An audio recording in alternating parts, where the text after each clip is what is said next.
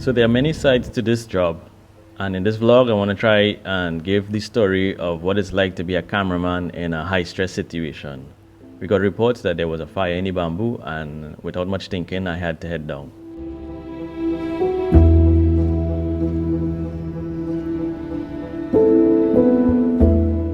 Okay, so it's late, it's 7:30 in the night, and we got a call that there's a major fire happening in the bamboo. It's part of the job, I'm working the late shift, so I'm heading to that fire. One of these things that, for me, when I go into situations like this, that's on my mind, major on my mind, is your safety and listening to the officers when they give you instructions. That's also very important. Yeah. And like most great stories, nothing seemed to be out of the ordinary heading to bamboo. So far so good. It's looking quiet.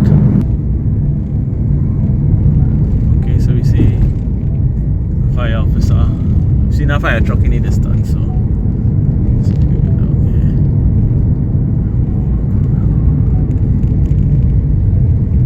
Okay. So from the moment I walked in, I realized this wasn't any regular fire because I could notice the flames coming over the roofs. As a cameraman and actually working for a TV station, I know visually I need to be able to tell this story, and with a fire there is no take two. So I have to be able to understand that as things progress, I need to be able to document it.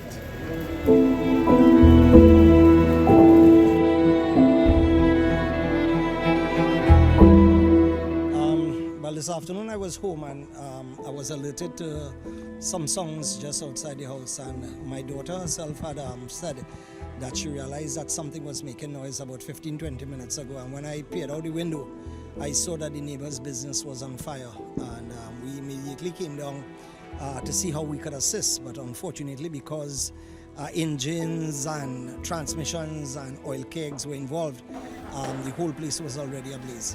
Honestly, within minutes, as you could hear the shots in the background, that tanks exploded.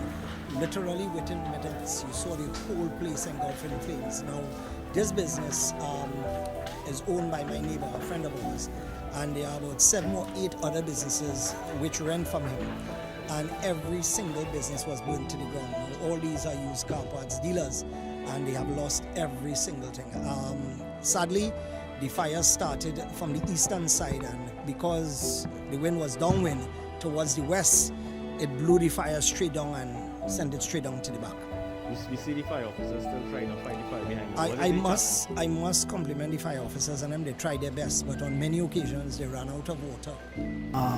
You could have seen that they were visibly upset because there was absolutely no water in the lines, and there were tenders coming but could not access the area because unfortunately there were live lines on the road. We also, to tell you quite frankly, my business place burned down about 6 years ago and burned down flat as well. And since then, we have been asking for fire hydrants in the area here. You have 250 businesses that deal with oil and gas and not one single fire hydrant in the area. And do you see any solution to this problem in the near future? The solution is that, unfortunately, the politicians that we have, and this lies directly on the politicians. What happens is that the political will to get it done. We have 25 million to go and spend on cowshed and on pig pen for people to dance in Port of Spain, but we cannot put fire hydrants for people in Bamboo Number 2 to safeguard their businesses. It is now the time of COVID when everybody is catching literally their nenen to survive, and you could imagine what is happening in the hearts and minds of these people now who have lost literally everything. What does this mean for the foreign used car industry? Well, because the foreign used car industry is a huge industry, what happens is that this would not really impact on the industry as a whole. But what it has done is that it has caused a problem in the Bamboo Number 2 area, because you have a lot of people who depend on their livelihood here, meaning that you have plenty of workers who reside in the area here and are from Bamboo and are now unemployed because of the situation. Also, you have one or two of the dealers who dealt in specialized parts, and unfortunately, people who look for those specialized parts, they would not be able to get them.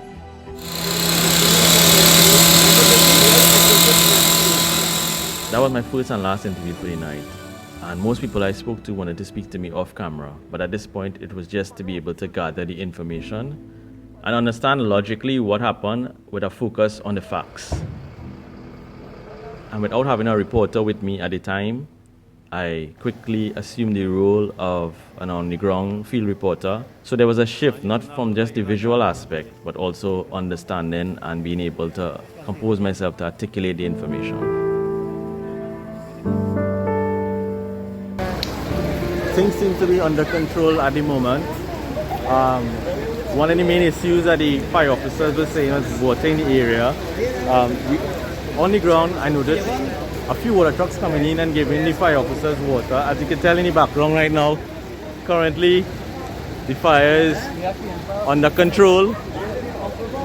But we're still hearing things. We still hear that there are a lot of explosions happening in the background.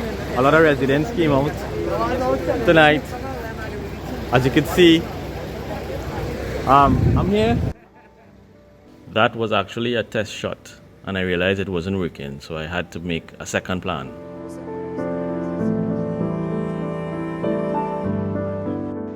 Good night to our viewers here on CNC3. The fire, as you can see behind me now, is contained for now.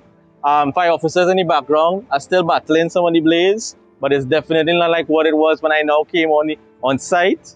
From our initial reports, the fire officers ran out of water at least 3 times for the night so far, but there seems to be a steady flow of water coming in. Water trucks are coming in that lends assistance to the fire officers. We expect that this will be happening until the wee hours of the morning. The fire started around 5 p.m. and now is almost 10 o'clock, and the fire is still ablaze. Residents in the area are all concerned because a lot of people are employed at these very businesses. There's over 9 businesses here that were affected by tonight's fire. As you can tell, the action is still happening on the background here. The fire officers are actually using a crane to help put out the fire too as well. Some of the officers had to use cutting tools in order to get access to the building to be able to attack the fire the way they wanted to.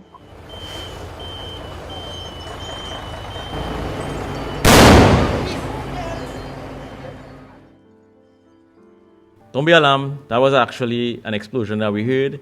And as I said before, this is a high stress environment, so you always have to be on high alert. The adrenaline pumping at this point.